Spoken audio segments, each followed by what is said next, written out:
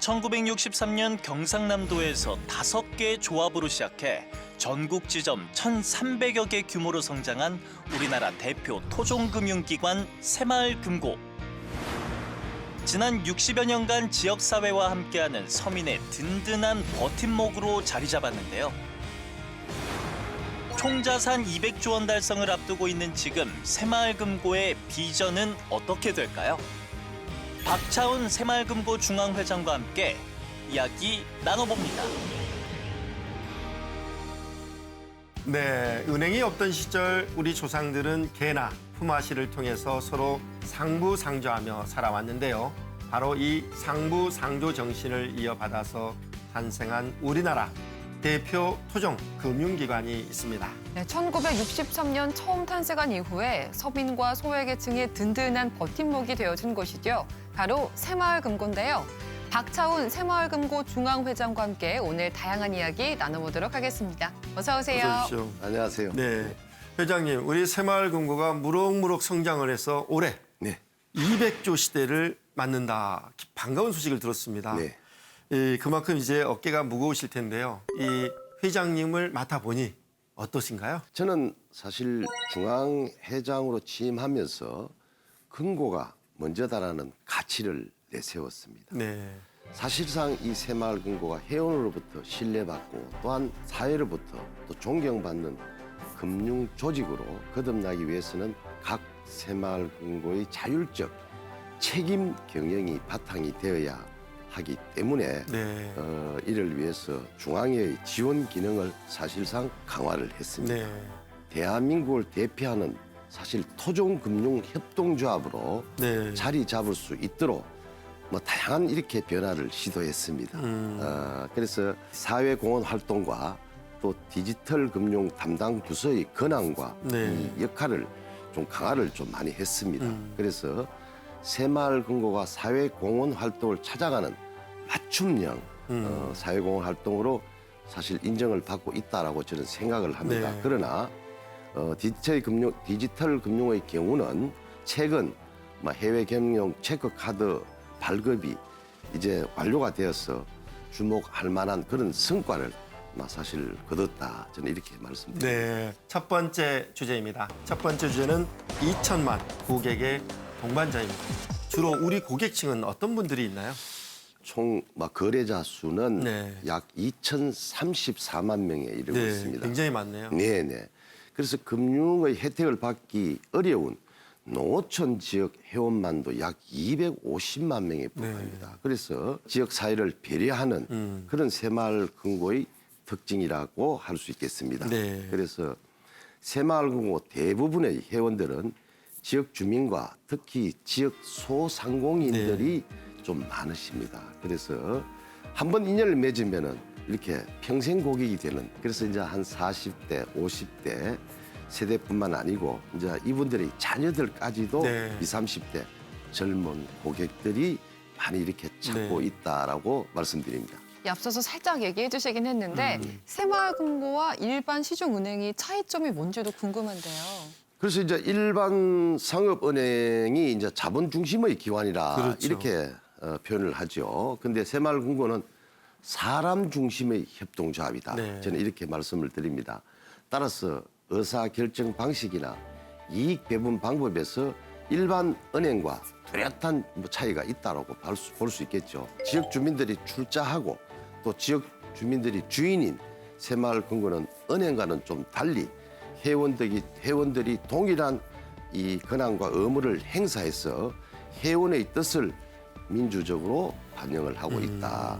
그래서 따라서 이제 이 금고에 이익이 나면은 회원들에게 사회 공헌과 배당의 형태로 대부분 이렇게 환원이 되고 있습니다. 그래서 전년도 기준으로 보면은 약 1,705억이라는 정도의 이 지역에 환원 사업을 했습니다. 네, 이렇게 새마을금고가 성장을 거듭하는 데는 회장님의 특별한 경영 철학이 자리 잡고 있다고 합니다.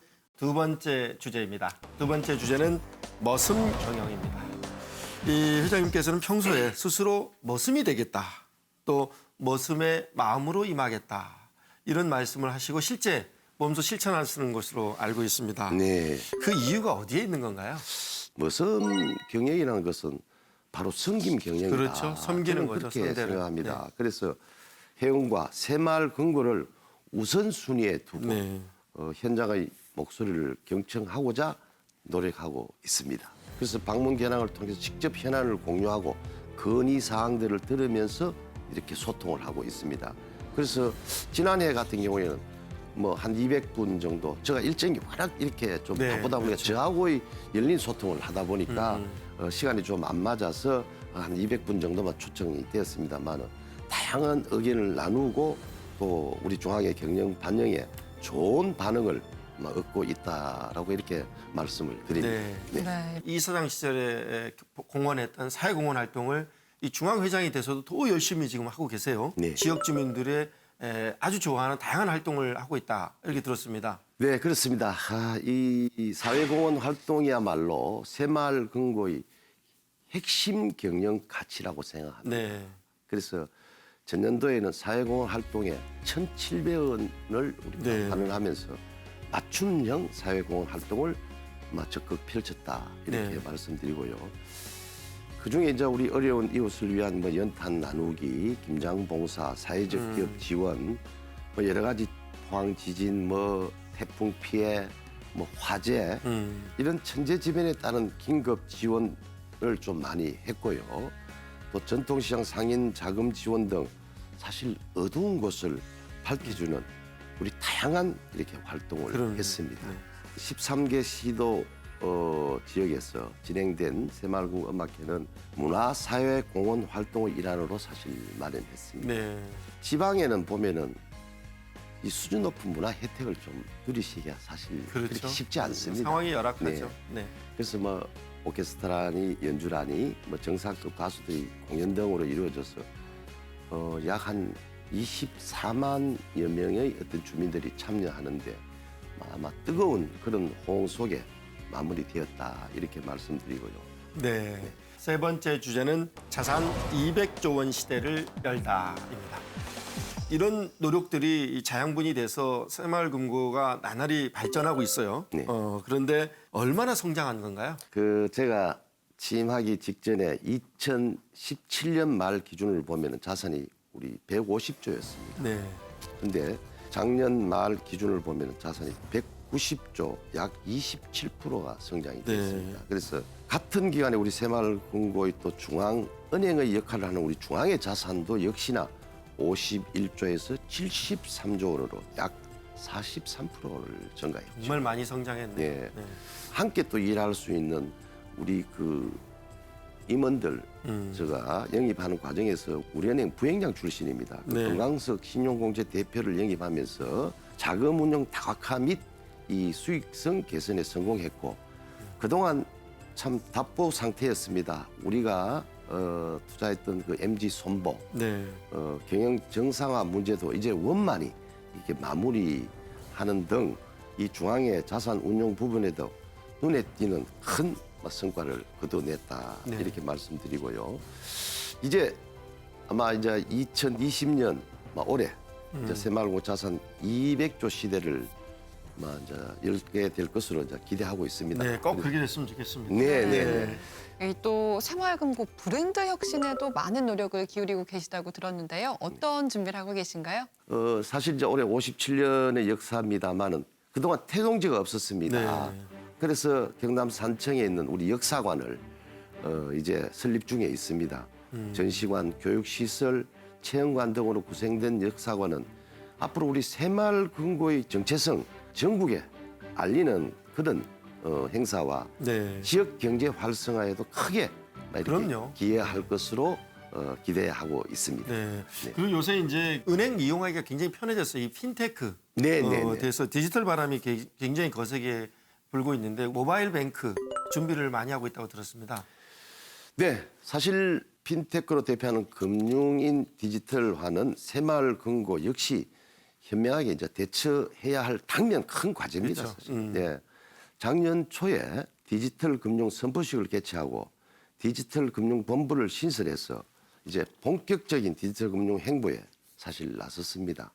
그래서 작년 10월에는 해외 겸용 체크 카드를 발급하는 등 적지 않은 성과도 있었지만은 아직 갈 길이 사실 좀 멉니다. 네. 그래서 아직 사실 풀어나가야 할 숙제가 많지만은 네. 금융의 스마트한 발돋움에 앞장서도록 노력할 그런 계획입니다. 네. 그런데 지금 외국에서도 새마을금고 시스템을 전파 중이시라고 들었습니다. 네, 지금 현재 개발 도상국을 중심으로 해서 우리 새마을금고 모델을 전파에 적극 지금 나서고 있습니다. 지금 미얀마나 또 아프리카 우간다와 같은 저개발 국가들은 우리나라 사실 70년대의 경제 수준이다 이렇게 볼 수 있습니다. 그래서 우리 새마을금고가 70년대 국민들의 빈곤 타파와 또 저축 운동에 기여했던 경험을 개발 도상국을 공유하는 것인데요. 사실상 2017년에 미얀마의 해외 최초 새마을금고가 설립된 이후 네. 지금 31개가 운영되고 있고요. 우간다에도 지금 11개가 운영 중입니다. 그래서 새마을금고 해외 진출의 특징은 단순한 물적 지원이 아닌 새마을금고라는 시스템을 자리 잡게 하는 데 있다라고 볼 수 있겠습니다. 네, 3월이면 이제 임기 반환점을 돌게 됩니다. 네, 네. 그래서 더 책임이 무거우실 텐데 새마을금고를 어떤 조직으로 더 변화, 혁신시키고 싶으신지. 사회적 책임을 다하는 우리 새마을금고가 되겠다는 말씀 드리는 것이 우리가 1964년 태동 이후에 자산 200조를 달성하기까지는 원동력 중 하나는 꾸준한 이 사회공헌 활동이며 네. 또 이는 금고의 경쟁력이라고 이렇게 생각을 해봅니다. 지역 경제를 활성화해야 한다는 사명을 충실히 이행하기 위해서 사회적 가치를 존중하며 또 일자리 창출과 지역의 경제적 약자인 사회적 경제를 육성하는 데 앞장설 것을 꼭 이 자리를 빌어서 약속을 네. 좀 드리고자 합니다. 회원들과 주민이 행복해질 수 있도록 더욱더 노력하겠다는 말씀을 드립니다. 네, 나 혼자만 잘 살면 그만이지라는 풍조가 만연한 이 시대에 우리 모두가 다 함께 잘 살자는 새마을금고의 상부상조 정신이 더욱 빛나 보이는 것 같습니다. 네, 저는 온고지신이란 말이 떠오르는데요. 우리 고유의 공동체 정신은 계승하면서 또 동시에 미래를 대비한 역량을 잘 키워서 국민들에게 더욱 살아만든 협동조합이 되길 바라겠습니다. 오늘도 토요포커스를 시청해주신 여러분 고맙습니다.